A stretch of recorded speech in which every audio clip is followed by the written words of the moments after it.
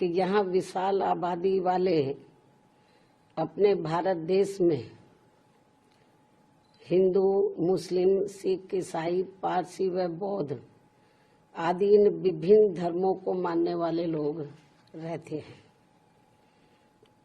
जिनके हर मामले में रहन सहन व जीवन शैली आदि के अपने अलग अलग से तौर तरीके, नियम एवं रस्म रिवाजें हैं, जिसे नजरअंदाज नहीं किया जा सकता है। लेकिन वहीं दूसरी तरफ ये बात भी काफी हद तक सोचने वाली है कि यदि यहाँ सभी धर्मों के मानने वाले लोगों पर हर मामले में एक समान कानून लागू होता है तो उससे देश कमजोर नहीं बल्कि मजबूती होगा। साथ ही लोगों में आपसी सांप्रदायिक सद्भाव व भाईचारा आदि भी पैदा होगा। ये बात भी कई हद तक सही है, जिसे खास ध्यान में रखकर ही भारतीय संविधान की धारा 44 में समान सिविल संहिता यानी कि यूनिफॉर्म सिविल कोड यूसीसी को बनाने पर प्रयास वर्णित है, उसका जिक्र किया गया है। लेकिन इसे जबरन थोपने का प्रावधान बाबा साहब डॉक्टर भीमराव अंबेडकर के संविधान में निहित नहीं है और इसके लिए जागरूकता व आम सहमति को श्रेष्ठ माना गया है, जिस पर अमल न करके अब इसकी आड़ में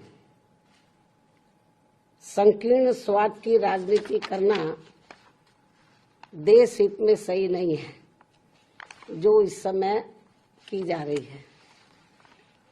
क्योंकि संविधान की धारा 44 में तो समान सिविल संहिता बनाने का प्रयास तो वर्णित है, लेकिन इसे थोपने का नहीं।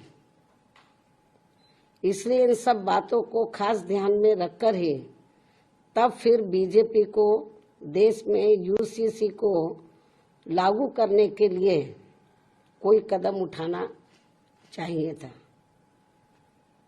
इसके साथ ही यहाँ मैं ये भी कहना चाहूंगी कि हमारी पार्टी समान सिविल संहिता यानी कि यूसीसी को लागू करने के विरुद्ध नहीं है, बल्कि भाजपा व इनकी सरकार के इसको देश में लागू करने के तौर तरीकों से सहमत नहीं है।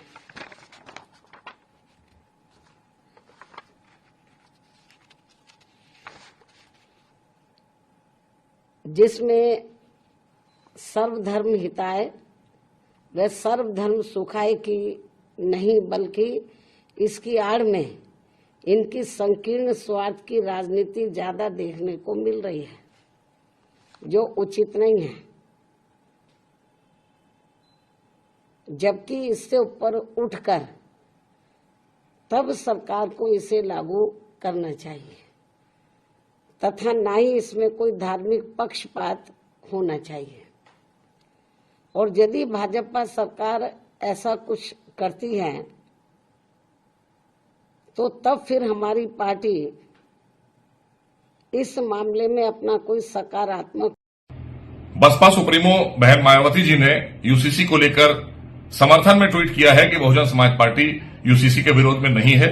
हम आपके इस ट्वीट का स्वागत करते हैं और जो बात उन्होंने कही है कि सबका ध्यान रखा जाना चाहिए, तो हम उनको बताना चाहते हैं देश के यशस्वी प्रधानमंत्री आदरणीय मोदी जी के नेतृत्व में सबका ध्यान रखते हुए सबका साथ सबका विकास की नीति पर गांव गरीब किसान को संपन्न किया गया है, नौजवान को आगे बढ़ाया गया है, महिलाओं का सम्मान किया गया है। और ये जो यूसीसी लाया जा रहा है ये भी लाखों लाख लोगों से राय करने के बाद लाया जा रहा है, क्योंकि ये देश की मांग है।